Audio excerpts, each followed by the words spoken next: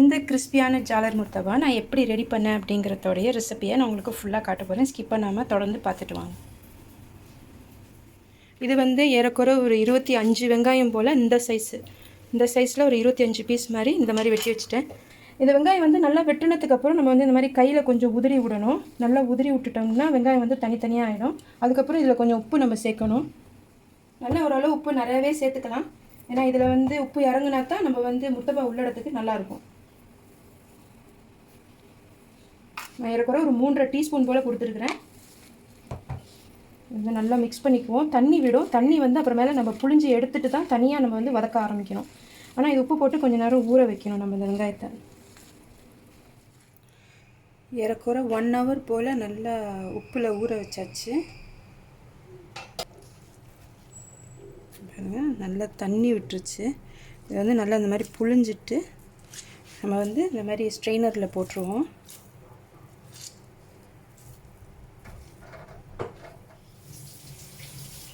நல்லா சுத்தமாக புளிஞ்சாச்சு. இந்த அளவு நல்லா சாஃப்டாகிடுச்சு. இப்போ தண்ணி இல்லை, ஈரணைப்பு கிடையாது. இப்போ வந்து நம்ம கோழி உள்ளடத்தை ரெடி பண்ணுவோம். நான் வந்து கொஞ்சம் சன்ஃப்ளவர் ஆயில் தான் யூஸ் பண்ணுறேன். ஒரே ஒரு பட்டை சேர்த்துக்குவோம். கொஞ்சம் மலர ஆரம்பித்ததும் நம்ம வந்து 2 வெங்காயம் நான் வந்து வெட்டி வச்சுருக்கேன். இதை நான் ஆட் பண்ணுறேன். இது வந்து நான் தனியாக வெட்டி வச்சுருக்கேன், அதோட சேர்க்க கிடையாது.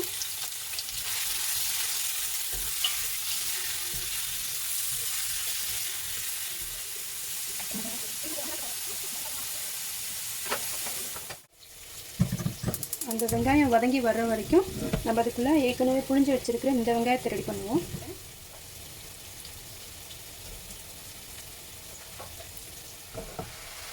அடுப்பு வந்து ரொம்ப சிறுக வைக்கக்கூடாது, அவ்வளோ மீடியமாகவே இருக்கட்டும். அதேமாதிரி ரொம்ப பெருசாக வைக்கக்கூடாது. ரொம்ப பெருசாக வச்சா சீக்கிரம் தீஞ்சிடும்.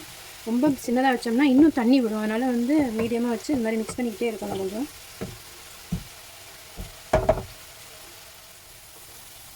இந்த வெங்காயம் கொஞ்சம் நேரம் அப்படியே இருக்கட்டும்.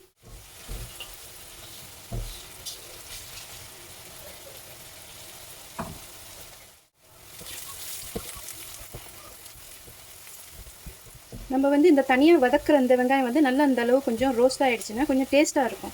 நம்ம வந்து கோழி மிக்ஸ் பண்ணும்போது கோழியில் ஒரு ரோஸ்ட் ஃப்ளேவர் இருக்கும். அதனால் இந்த அளவுக்கு நல்லா கொஞ்சம் ரோஸ்ட் பண்ண மாதிரி எடுத்துக்கணும்.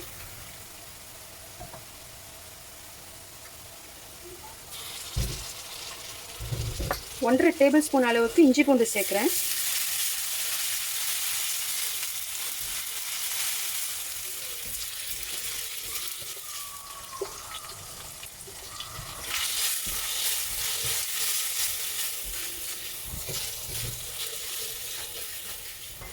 ஓரளவு கொஞ்சம் இஞ்சி பூண்டு வாடை போனதுக்கப்புறம் நம்ம இப்போ சில்லி பவுடர், மஞ்சத்தூள் சேர்க்கலாம்.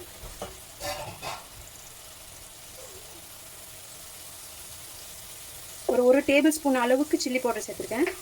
1 டீஸ்பூன் அளவுக்கு மஞ்சள்,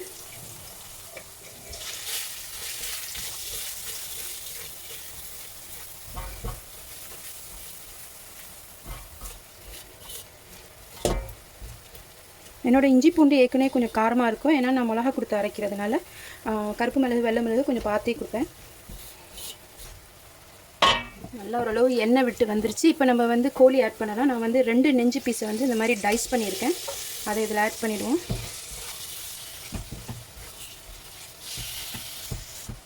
இதில் கொஞ்சம் தேவையான உப்பு சேர்த்துக்குவோம். ஆனால் வந்து ஏற்கனவே அந்த வெங்காயத்தில் உப்பு போட்டிருக்கு, மறந்துடக்கூடாது. இப்போ ரொம்ப உப்பு கறிக்க ஆரம்பிச்சிடும். 1 டீஸ்பூன் அளவுக்கு வெள்ளை மிளகு, 1.5 டீஸ்பூன் அளவுக்கு சிறுஜீரகத்தூள், 3/4 டீஸ்பூனுக்கு பெருஞ்சீரகத்தூள். இது வந்து ரொம்ப சின்ன ஸ்பூன்னால நான் 3/4 டீஸ்பூன் சொல்கிறேன். இதில் நான் 1 ஸ்பூன் எடுத்துருக்கேன். கோழி வேகணும்னு தண்ணி எதுவும் கொடுத்துட வேண்டாம், மூடி போடவும் வேண்டாம். இப்படியே வேகட்டும். அப்புறமேல உருளைக்கிழங்கு, கேரட்லாம் ஆட் பண்ணும்போது கண்டிப்பாக வந்து தண்ணி விட்டுரும். இந்த வெங்காயத்தை பார்த்தீங்கன்னா அப்படி டிரான்ஸ்லேட் ஆகிடுச்சு.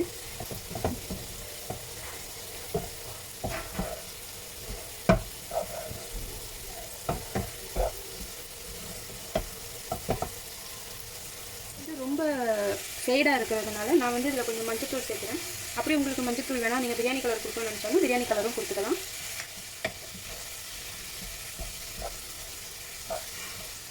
ஏற்கனவே நல்லா புளிஞ்சு எடுத்ததுனால உப்பு கொஞ்சம் குறைஞ்சிருச்சு வெங்காயத்தில். அதுக்கப்புறம் நான் உள்ளடத்தில் வந்து கொஞ்சம் உப்பு சேர்த்துருக்கேன். இது வந்து ஓரளவு எண்ணெய் விட்டு வந்துருச்சு. இப்போ நம்ம மற்ற காய்கறிகளெல்லாம் அதில் சேர்க்கலாம். கேரட் இந்த மாதிரி நீட்டமாக வெட்டிக்கலாம். அப்போ தான் வெங்காயம், கேரட், உருளைக்கிழங்கு எல்லாம் ஒரே ஷேப்பில் இருக்கும். இந்த மிளகா வந்து ஆப்ஷனல் தான். பிள்ளைங்கள்லாம் சாப்பிட்றாங்க அப்படின்னு சொன்னால் இந்த மிளகா கொடுக்க தேவையில்லை. இது வந்து சில்லி படின்னு சொல்லுவாங்க, ரொம்ப காரமாக இருக்கும். ஒரு உருளைக்கிழங்கு அதே மாதிரி வெட்டியிருக்கேன்.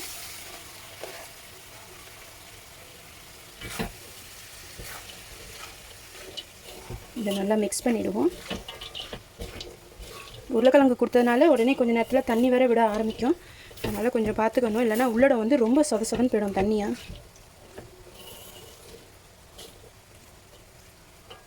வெஜிடபிள் கொஞ்சம் மடிஞ்ச ஆரம்பித்ததும் நம்ம கொஞ்சம் மல்லிக்கீரை ஆட் பண்ணிக்குவோம்.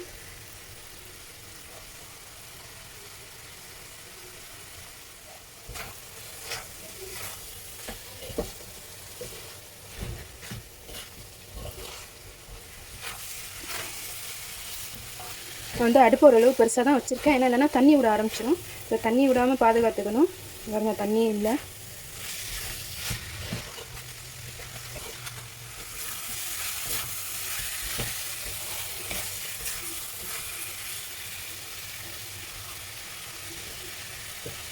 உருளைக்கிழங்கு கொஞ்சம் சாஃப்டாகிடுச்சு.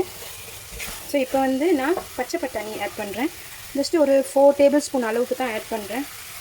கொஞ்சம் பிள்ளைங்களுக்குலாம் பிடிக்காது.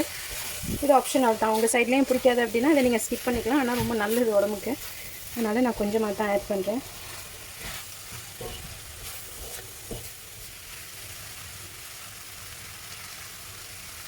ஓரளவு சாஃப்டாகிடுச்சு உருளைக்கிழங்கு. இப்போ வந்து நம்ம முதல்ல நல்லா டோஸ்ட் பண்ணி வச்சுருந்தோம் இல்லையா வெங்காயம், இப்போ நம்ம அதை இதில் ஆட் பண்ணுறோம்.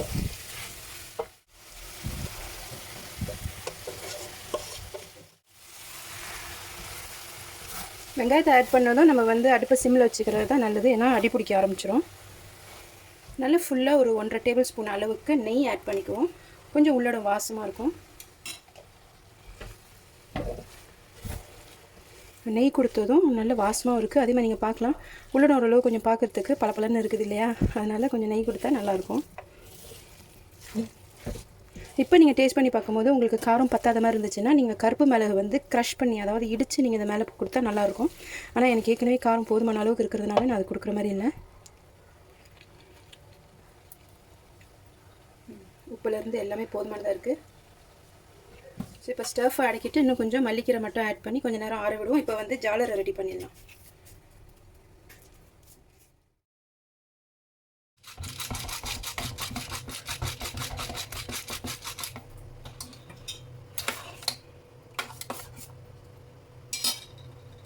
ஒரு முட்டை ஆட் பண்ணுவோம்.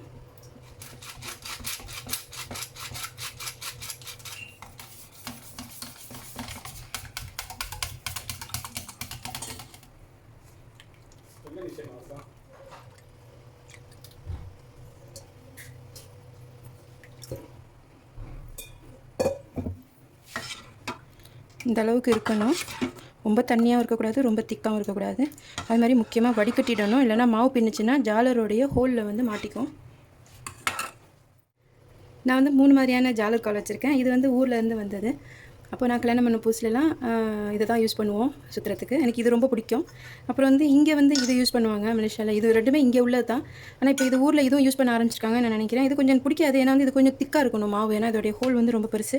சமயத்தில் இதை வந்து கூட கொஞ்சம் மோல்ட் பண்ணி க்ளோஸ் பண்ணி விட்டுருவாங்க.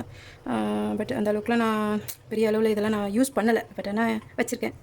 அப்புறம் இது ஒன்று, இது ஒரு தடவை யூஸ் பண்ணேன். இது கொஞ்சம் நிறையா ஃப்ளோ ஆகிற மாதிரி இருந்துச்சு. ஆனால் இன்றைக்கி இது தான் யூஸ் பண்ண போகிறேன் இன்றைக்கி.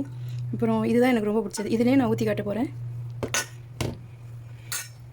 கல் வந்து ஓரளவு சூடு ஏறினதும் லேசாக டிஷ்யூவில் எண்ணெய் நினச்சி லைட்டாக தொடச்சிக்க வேண்டியதான். ரொம்ப எண்ணெய் ஊற்றக்கூடாது. நான் வந்து எண்ணெயும் நெய்யும் கலந்து வச்சுருக்கேன்.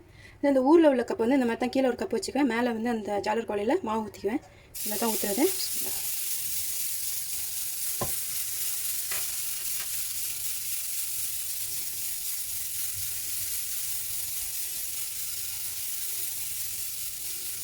மாவு கொஞ்சம் திக்காக இருக்கும் போது இந்த மாதிரி வந்து கண்ணு மெல்லிஸாக வரும். மாவு கொஞ்சம் தண்ணியாக இருந்துச்சுன்னா உங்களுக்கு கொஞ்சம் மொத்தமாக இருக்கும்.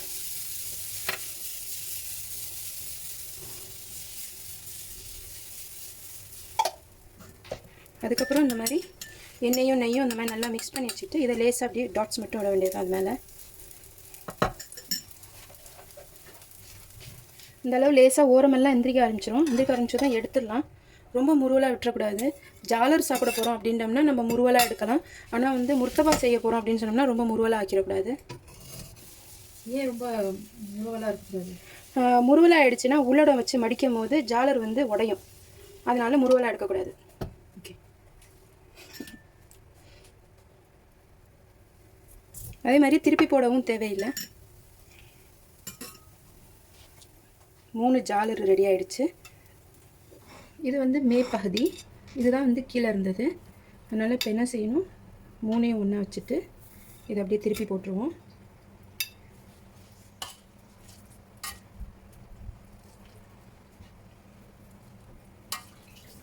இந்த உள்ளடம் வந்து ஜாலர் முர்த்தபாவுக்கும் யூஸ் பண்ணலாம், கொத்து பரோட்டாவுக்கும் யூஸ் பண்ணலாம், நல்லாயிருக்கும். ஈவன் பிரெட் சாண்ட்விச் கூட செய்யலாம் அந்த உள்ளடத்தில். இந்த அளவுக்கு நடுவில் வச்சுட்டு அதுக்கப்புறம் இதை நம்ம 4ஆக மடிப்போம். மடிக்கும் போதே கொஞ்சம் டைட்டாக மடிக்கணும், இல்லைனா வந்து திருப்பி போடும் போது மறுபடியும் உடஞ்சிரும். இப்போ இது ரெடி ஆகிடுச்சு. திருப்பி போட்டு வச்சிட வேண்டியது.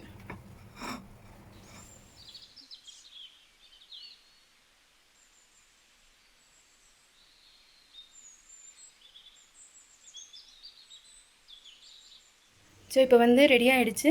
2.5 கப்பு மைதா மாவுக்கு வந்து எனக்கு முர்த்தபாக் இறக்குற 11 கிடச்சிருக்குது. அது வந்து ஊற்றுற விதமும் இருக்குது. மெல்லிசாக ஊற்றினோம்னா இந்த அளவு கிடைக்கும், மொத்தமாக ஊற்றினோம்னா இன்னும் கொஞ்சம் கம்மியாகவும் கிடைக்கும். அதே மாதிரி உள்ளடம் நிறையா இருக்குது. இப்போ அந்த உள்ளடத்தை வந்து நான் சாண்ட்விச் செய்வேன், அதுவும் நான் அடுத்த வீடியோவில் நான் உங்களுக்கு காட்டுறேன். இப்போ இதை வாட்ட போகிறேன், எப்படி வாட்டுறேங்கிறத பார்க்கலாம். அதே கல் தான் யூஸ் பண்ணுறேன். இப்போது நம்ம இந்த தடவை வந்து கொஞ்சம் கூட எண்ணெய் ஊற்றிக்கலாம்.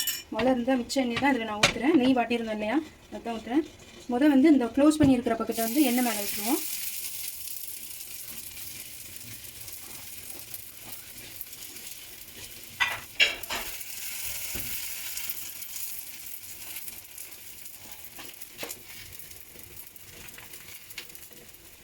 ஸோ நான் வந்து முட்டை அடித்து ரெடி பண்ணி வச்சுருக்கேன்.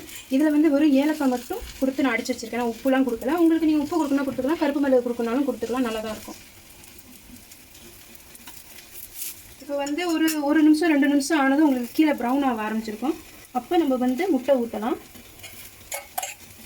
இது மேலே வந்து லேசாக நம்ம வந்து எக் வாஷ் மாதிரி தான் பண்ணுறோம்.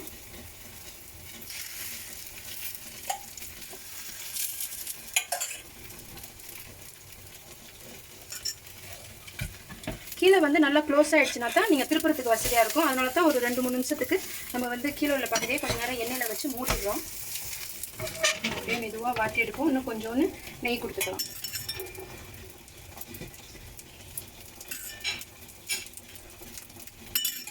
இப்போ வந்து இருக்கிற ஒரு 5 நிமிஷம் வந்து நம்ம திருப்பி முதல்ல ஊற்றுனதோடு இருக்குது. இப்போ நம்ம வந்து இன்னொரு பக்கத்து ஊற்ற போகிறோம். முதல்ல நான் வந்து 2 ஸ்பூன் கொடுத்தேன். இப்போ இதுக்கு வந்து 1 ஸ்பூன் போதும். ஏன்னா ஏற்கனவே முட்டை வந்து அந்த சைடு நம்ம அப்ளை பண்ணிட்டோம், அது இந்த சைடில் வந்து கவரும் ஆயிடுச்சு. இப்போ இதுக்கு மேலே கொஞ்சோன்னு நெய் கொடுத்துடுவோம். நெய் கொடுத்துட்டு திருப்பி போடுவோம்.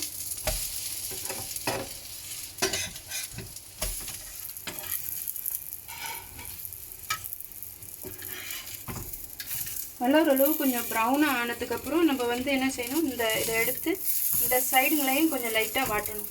ஏன்னா நம்ம முட்டை ஊற்றிருக்கோம். இப்போ கண்டிப்பாக அந்த சைட்லேயும் பார்த்திங்களா முட்டையோடைய அந்த டெக்ஸ்டர் அடுப்பில் வச்சதுமே வருது. சரி, இதை லைட்டாக அப்படி வாட்டினீங்கன்னா அந்த சைடும் கிறிஸ்பியாக இருக்கும்.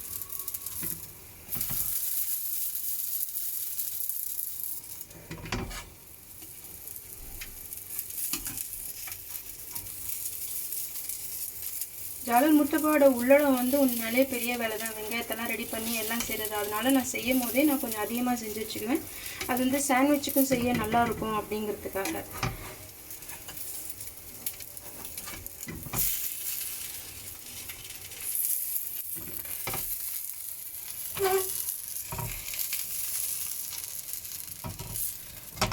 பார்த்தீங்களா, இந்த சைடு வந்து நல்லா கிறிஸ்பியாக ஆகிடுச்சு, ப்ரௌனாக.